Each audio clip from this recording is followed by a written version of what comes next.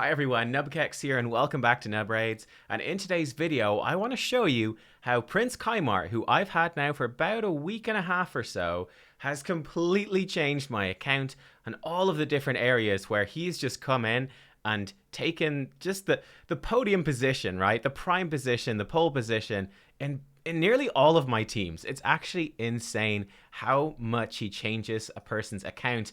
And don't we know it right now? Right now, I haven't pulled during this event myself. I'm saving my shards because I just got him. I was tempted to pull. A second Kymar would be insane. This is a champion that you want to empower, and even you want multiple empowered copies. It's kind of insane. And he is, at the moment, 10 times chance during a 2 times ancient event. And guys, wait till you see this. This is absolutely nutty. People want those Kymars, let me tell you. So for example, right now, I mean, capping out the rewards for a tournament, which is a big deal. You know, for a free-to-play or low-spend player, getting those max rewards is quite a big deal. That's at 5,000 points, right? In my particular tournament bracket, I mean, the top 10 are significantly over that. We've got a guy with 21,000. That seems like a lot. Wait till you see the global leaderboard, my dudes. Oh my god. The top guy, number one, has 641,000 points. He's miles ahead. But then we've got a ton of people up around like 20,000, 15,000, 10,000. Sorry, not 10,000. Excuse me. Not 10. I meant 190,000. 190, 150,000. 100,000, not 10,000, 100,000, right? So much. To put it in perspective as well, I think an ancient shard on average in a 2 times event gives you about 53.3 points, which means that the number one dude right here, he has probably pulled around about 12,000 ancient shards. 12,000 ancient shards have been pulled. I don't want to know how much that breaks down to in terms of money. He probably has tons of gems stockpiled. He's cashed them all in. He's buying up all the packs in the shop that he can. He's been saving his blue shards. And I don't blame him. If you are a mega whale, this is an event to mega whale out for. You know, if that's what you want to do, this is a good one. Kymar is that good. Let's just dive into some content. And let me show you to him in content.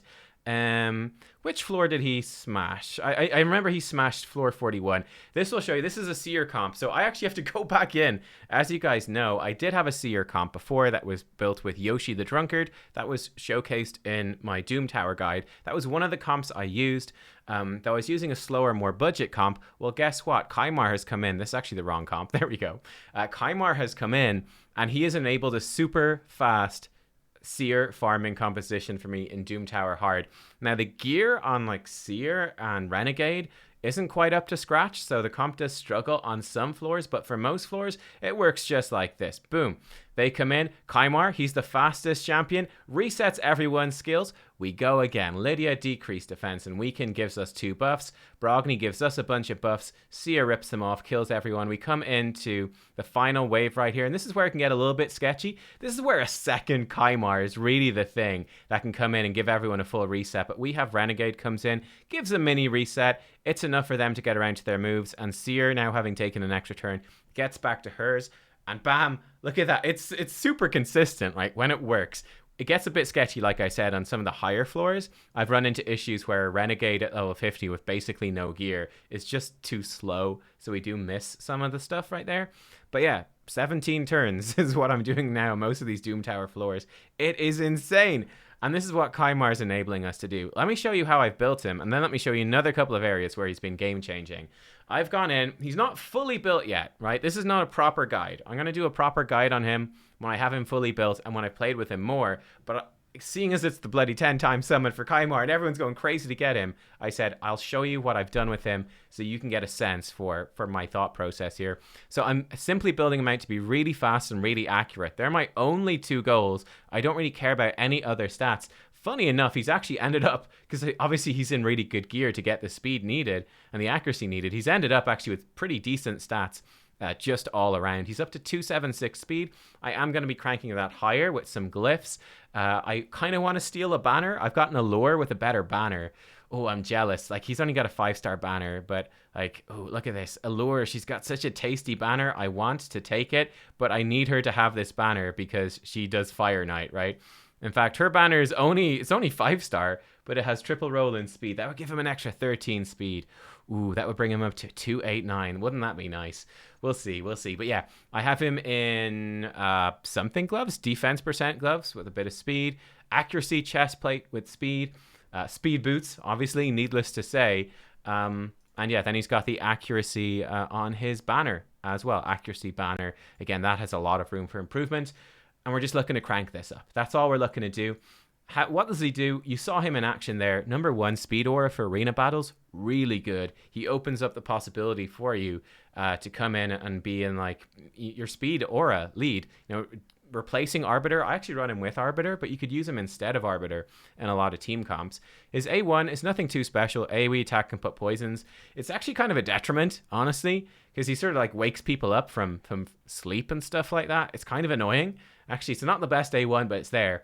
But his A2 is actually nuts. His A2 is so good. Abyssal Gaze, 3-turn cooldown when it's bucked up. AoE attack that removes all buffs and puts sleep debuff for 1 turn. This is insane, especially for arena. This is the god tier arena move, right? You make him go really fast. He comes in, zaps the enemy, takes off all their buffs, puts them to sleep so they miss their first turn. Why is this so important? It's so important because of these fellas. I don't actually have that many of them, unfortunately, but now I've switched clan. I'm hopefully going to get some more. Reaction accessories. Per accessory, it gives you a 25% chance to change critical hits into normal hits when attacked before the first turn. So you can get up to 75%. I should actually roll up this ring. This ring's actually pretty good. I should re-roll it. I should put it on him, actually. It'd be better than this ring. Okay, I need to go do that. Notes to self. Roll up this ring and give it to Kymar. Gosh darn it. What was I saying? Yeah, 75% chance to turn crits into normal hits. So it's a real nightmare for those speed teams. How do you deal with it? Kymar deals with it. Kymar comes in. Instead of doing like a speed booster, so you go first, you go, okay, whatever. Kymar goes first, but my nuker can wait until you take your turn, because Kymar's come in. He has taken all of your buffs off, and you've put you to sleep, and you're just gonna sleep through reaction set. Sleep, sleep, sleep. Reaction set, it's there, and it fades away like a dream, a pleasant dream drifting away in the morning as the harsh reality comes crashing down, and the nuker comes in and then blasts them. Reaction set no longer being active. Amazingly good. Also, by the way, you know, buff strip, for the most part, really counters Stone Skin in a pretty big way from Hydra, so that's a really big deal too.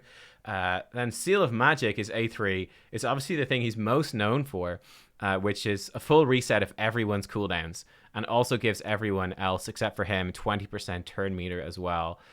So yeah, 6-turn cooldown. It's a long cooldown, but what an insane ability. I believe the 2 Kymars run together will reset each other, which is how you get those super, super fast speed teams. That's a bit better than the Renegade one. But yeah, insane. You saw that in action with the Seer team, just resetting and just destroying waves with Seer in particular. He does it much better than Renegade because Seer's cooldown is too long for Renegade to properly reset. Her cooldown is, I'll show you this mastery stat I've been working on then. She has a 4-turn cooldown, right? So yeah, Renegade reduces it by 2 turns. It's not quite enough, but Kymar obviously can, it's a game changer. Then for masteries, I've just gone down the accuracy tree. Obviously, I'm going to be going for Eagle Eye for another 50 accuracy for Arena. And I'll get him, I don't know what I'll get him. I guess I'll get him Cycle of Revenge for more turn meter in case we don't go first, and something else. I don't know. Maybe Sniper? I don't even know if that does anything. I'll get him something else anyway. That's fine. And some defense tree. It's really all about just more accuracy. Simple, plain and simple. More accuracy, more accuracy. That's all you need. Let's throw him into an arena match, shall we? Where he has been amazing. I've got a really nice team here. I'm not gonna lie. This is a tough team. Can we beat this team? I don't know. Let's test it out. I'd actually maybe skip this team normally. But this is the team I have right here. We have Kymar in the lead. I've put him in the lead instead of Arbiter just because I think the AI on auto does like to target the leader sometimes. So just to maybe give Arbiter an extra chance to live, we just hope they'll kill Kymar instead, running with a Foley and a Torment. I'm not that fast on my team, so the idea is that, well, hey, if the enemy does beat me in the speed race, hopefully Torment will freeze them. Here we go, though. Kymar zaps them. Unfortunately, this team is actually really slow, so that didn't quite work, but we're going to have another chance here. Hopefully, Torment will be quick enough. So this is bad. This is where my speed tune, I haven't quite got it right. Torment was too slow, so we got kind of wrecked right there. We will get another chance. Will it be enough? We'll hopefully kill someone. We've killed someone. We have not killed Roto, so this is actually still pretty spooky. And, oh, look at that. So this is one of the issues with Foley. If you guys spot right there, that Ursaga, she got hit by the... smack her with this. Oh, nice. Got hit by his block revive skill, but she actually died from the ally protection. So we are actually going to lose this one, unfortunately. Yeah, let's just leave this one. That was unfortunate right there. They were way too slow, actually much slower than I thought, and my nuker didn't do enough damage because of basically the AoE reduced damage from Duchess and the protection from her. I probably should have targeted Roto, so I wasn't paying attention because I was talking, and that might have got us through. I'm not going to fight a Torment team. We're not set up for that. Let's go against this team. Sure, let's try a couple of teams. Let's get some wins in. Got worst Kymar video ever showing us failing. But here we go. Kymar sleeps them. Again, we are faster than these guys, unfortunately. I'm just going to take it off auto to speed this up just by doing a buff strip there so we can actually kill her. There we go. Kill her with a counter attack just to make it slightly faster. But yeah, we slammed through that team, no problem. You can see the sleep hasn't been useful. This team is also going to be super easy. I'm just going to smash them for a win. Let's do it. Always scary, of course. Leorius is one of the scary ones right here. But again, this team is built to counteract it. We got the sleep coming in. Bam, we smash them with that. And then he can remove the buffs. Tormund, really nice thing Tormund does that people don't really think of. But he does have a single target buff removal, which is cool. And of course, he has unkillable as well. Okay, well, you do that. Here you go. You strip him off. And then someone kill him. Okay, lovely. There we go. Luckily, these arena nukers never have all that much. Avoiding Hegemon, you can use... So, Kymar is a counter to Hegemon, which is quite nice. You can put Kymar in with like an immunity set. So Hegemon will go, he'll lock out your entire team, but then Kymar just puts them to sleep and gives your team a chance to catch up. So that can work. He can also counter Warlord. If Kymar has really high resistance, you can put him in as a Warlord counter, where Warlord basically puts all of your team skills on cooldown, but Kymar with enough resistance can potentially resist it. And in which case, he can then reset your cooldowns anyway. That's difficult to do. You need a lot of resistance. What's like a fairly standard team? Oh, this is another Kymar team. This could be kind of spooky. I might avoid that. Like with Foley, we have a bit of fight back against Kymar because Foley can break free of the sleep. But then Foley might not one-shot Candrafon. Now, let's try it. Fuck it. Let's go for it. Let's do it. YOLO. We get to see Kymar winning either way. It's a win-win. Okay, we're going first. Cool. Go to sleep, enemy Kymar. And he gets destroyed. So yeah, that's one nice thing about my team here. If we were against a proper mirror matchup, it would have been pretty bad because we would have gone first and all got frozen by Tormund. But luckily, I've got Tormund. I see a lot of people running Madame Ceres with Kymar. I don't know if it's that good of an idea. I don't know. Let's just smack this big defensive team. Big defensive team. I've been hoping to get a team. I guess my stuff isn't quite speed tuned correctly. Here we go. Look at that. So good. Arbiter took her turn, and we're going great. Okay, Arbiter slept through her turn. She missed her turn thanks to the Kymar sleep. And then Foley can easily one-shot that Arbiter. It's no stress. It's no problem at all. And we're laughing all the way to the bank at that point. But yeah, you get the idea. You get to see what he does in arena. So good. It's so good. And he's doing the same thing in basically all my dungeon teams now. So for like Arcane Keep, I actually haven't quite set this up properly. So I don't think I've actually seen a huge speed increase, believe it or not, compared to Renegade. Renegade, for these purposes, is doing pretty much the same sort of thing. But again, you've seen this in the Doom Tower. This is basically the same. Kymar, he's going to come in. Now he's going to reset everyone. Awesome. And we're off. This is great. I actually have him set to use his A1 on the first wave. I don't know if it really matters. He's going to put these guys to sleep. I think they're just going to get woken up. Yeah, they're just going to get woken up. So I could... No, I couldn't really tune my dudes not to do that. Oh well, it doesn't really matter. But yeah, so I don't know. But I kind of tuned him to do that so he removes the buffs from the blue keep, which is actually up today as well. But yeah, so we just go into this and we just wait for Seer to come back and nuke, and we have Ethos in there. Unfortunately, Ethos's gear is a little bit lacking. I put his best gear onto Foley, so Ethos's damage is a little bit lower than I would like, but Ethos is here in theory to help us kill this boss. One big thing I really need to do is re-gear my Seer, put her in like Savage gear, get her hitting harder. My Seer obviously hits really hard, but her gear's not the best, right? So that's one thing I'm going to have to do now with Kymar is come in and give Seer better gear. like more crit damage and savage and all that sort of stuff. She's really not geared that well, but it works anyway. I think she's showing, what was that, 230%? And then the final sort of team, which we can show right now in Dragon's Lair in that speed tournament, or yeah, that's going on right now. I've slapped him right into my Poison Explosion team, which is my typical team that I have been using. Though, like I said, one of the reasons why Poison Explosion was better for me, significantly better, in fact, than a Seer team, was that with Renegade, because she doesn't fully reset Seer, you actually lose some time going on to that second wave, because Renegade does her reset, but Seer's not ready to go with her A3, with Karma Burn again, whereas the Poison Exploders are all working off a 3-turn cooldown, so they are absolutely ready to go again once Renegade resets them. So Renegade actually, her reset is just as good as Kymar's with a Poison Explosion team, but it's not as good as Kymar's with a Seer team.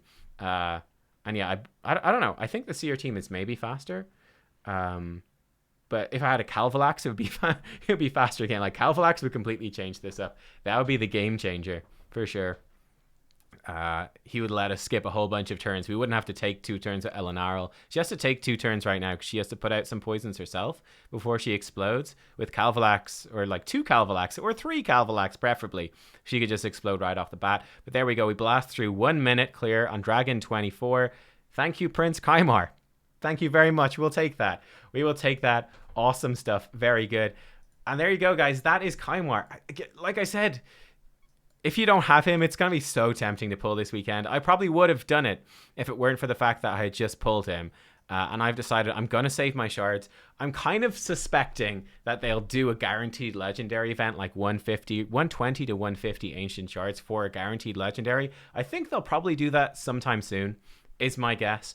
And I just pulled Kymar, so I'm way off pity. I've got literally 0 on my pity timer. Maybe I have like 4 shards in or something after Kymar. I've got basically none.